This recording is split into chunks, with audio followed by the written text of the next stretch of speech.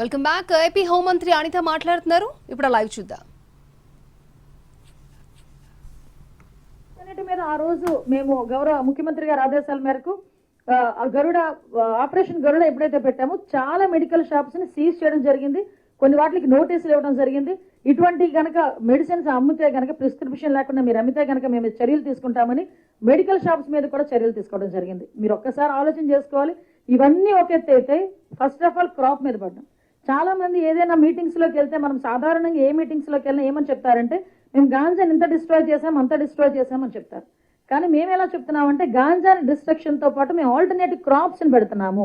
ఈ రోజు ప్రతి గిరిజనుడి పరిస్థితి ఎలా ఉంటుందంటే ఎవరో లాభం గురించి వీళ్ళ తాలూకా ఫైనాన్షియల్ పొజిషన్ ని ఆసరాగా తీసుకొని వీళ్ళని ప్రలోభ పెట్టి మీకు ఇంత ఇస్తామని చెప్పి గాంజాని తీసుకొచ్చి అక్కడ పంట పండించే పరిస్థితి నుంచి అరే నీకు వచ్చే రూపాయి ఆ గాంజా మొక్క మీద పెట్టే రూపాయి ఇంకొక మొక్క మీద పెడితే అదే రూపాయి కన్నా ఎక్స్ట్రా వస్తుంది.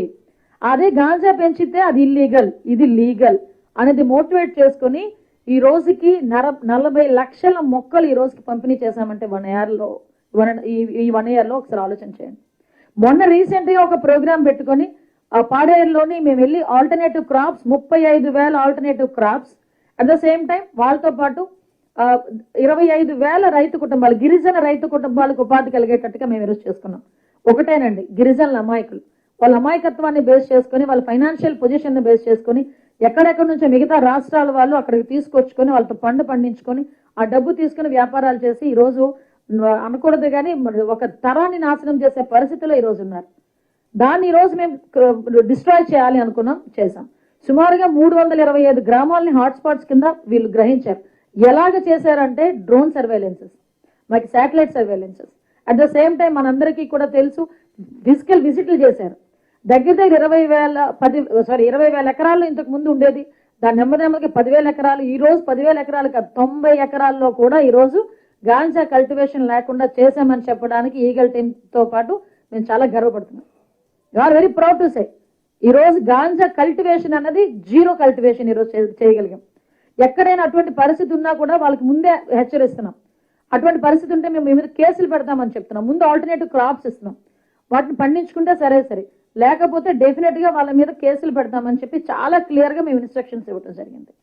సో దీన్ని బేస్ చేసుకుని సిల్వర్ ఓక్ చాలా మంది ఏమన్నారంటే సిల్వర్ ఓక్ 3 సంవత్సరాలు పడుతుంది సిల్వర్ ఓక్ రావాలంటే. మరి ఈ మధ్య కాలంలో వాళ్ళకి జీవనోపాధి ఏంటి?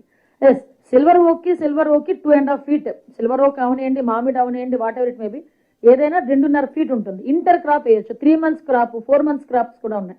అవన్నీ కూడా ఈ రోజు మేము చేస్తున్నాం. జింజర్ ఇవ్వటం కానీ, జింజర్ కల్టివేషన్ వాళ్ళని ఒక అవగాహన కల్పించడం కానీ, పసుపు టర్మరిక్ కి సంబంధించింది కానీ, శనగలు ఇలాంటివి చేసే 3 months క్రాప్ 4 months క్రాప్స్ లో ఉండి వాళ్ళకి ఇవ్వటం ఒక ఎత్తు అయితే, ఏదైతే మనం సిల్వర్ ఓక్ ఇలాంటి ఆల్టర్నేటివ్ మొక్కలు మనం ఇస్తున్నామో వీటికి కూడా మెయింటెనెన్స్ కి ఒక్కొక్క ఎకరాకి దగ్గర 1,50,000 రూపాయలు వాళ్ళకి అది మొక్కకి అది పిట్ చేయడానికి నెక్స్ట్ వాటిని పెంచడానికి వీటన్నిటికీ కూడా సంబంధించి వాళ్ళకి డబ్బులు ఇచ్చే పరిస్థితి వచ్చింది.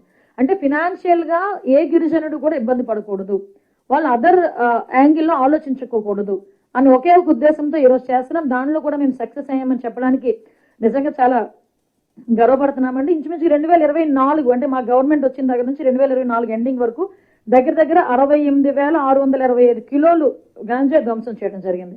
ఈ రోజు దీనికి సంబంధించి ప్రత్యేకంగా ఇంకొక స్పెషల్ ఏంటంటే ఏదో గాంజా పట్టుకున్నాము, వాడు ఎవరిని అరెస్ట్ చేసేసాము, జైల్లో పెట్టేసాము, వాడు వెళ్ళి బెయిల్ మీద వెళ్ళాడు లేకపోతే శిక్ష పడుతుంది, అది కాదు. అసలు వీళ్ళ తాలూకా ఆర్థిక మూలాల మీద దెబ్బ కొట్టాలి.